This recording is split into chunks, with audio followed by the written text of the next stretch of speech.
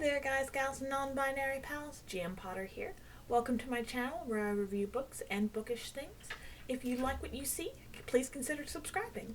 So today we are going over Mexican Gothic by Sylvia Moreno-Garcia.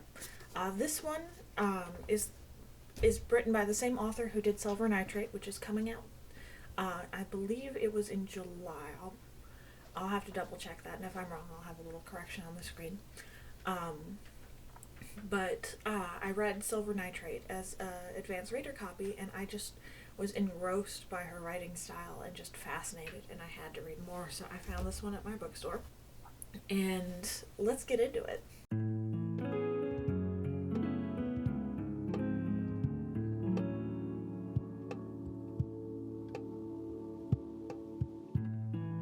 So this one came out in 2020. It has a 3.68 on Goodreads.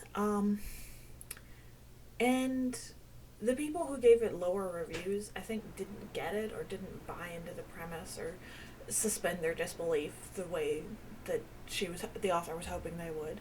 I would give this one... Well, let's get into it first. So this is a horror novel.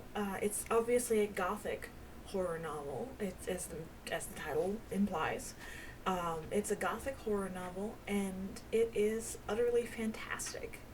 And I mean that in the old sense of the word, as in fantasy and flights of fancy. And I'm sure you just heard my cat jump off the table behind me.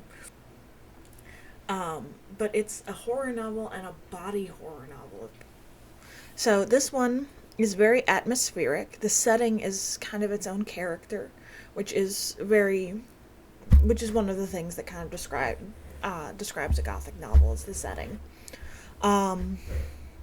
It has themes of life and death and rebirth and colonialism and eugenics and nature versus technology, and the first half of the book has you wondering, is it supernatural? Is there a logical explanation? What's going on? It's very... Hi, I love you too. You're a good boy. Yes. Let's not show your butt on the internet. Okay, you want down? If you're going to bite, you'll have to get down. Cats. Trigger warning, content warning on this book for infanticide, cannibalism, and attempted essay. So, our main character, Noemi, goes to High Place, just outside El Triunfo. It's a mansion with an attached abandoned silver mine. The story takes place in the 1950s in Mexico, and she goes there to check on her cousin Catalina, and because she received this disturbing letter about how things aren't what they seem, and please get me out of here, and just an unhinged letter of panic from her cousin.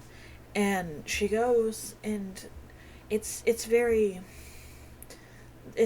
closed off, and the family is very quiet and creepy, and there's a mysterious patriarch of the family, and it's just it's a creepy English family in high above a Mexican village, and things go from bad to worse to blood curdling throughout the novel. I can't get into what the twist is. The twist is so wrapped up in the story. I did not see the twist ending coming, but all the clues were there. Like, the clues were very heavily there. Like, one of the characters who tries to reveal to Noemi what's going on without saying anything, and he can't say anything because of the nature of the twist, and it's so good. So good. So it's a slow burn, which I love a good slow burn. Like, it's just, you're going through, and you're like, is this supernatural? Is there a logical? Like, what's going on? Like, it's just, it's good. It's so good. It's got it's got Crimson Peak and Shirley Jackson, kind of We Have Always Lived in the Castle kind of vibes to it, but executed much better than either of those. At least We've Always Lived in the Castle, the movie, with Taissa Farmiga.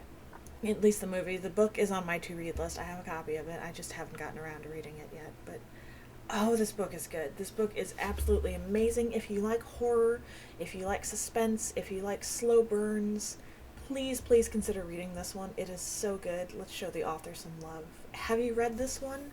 Do you plan to? Let me know in the comments down below, and I will see you in the next one. Bye!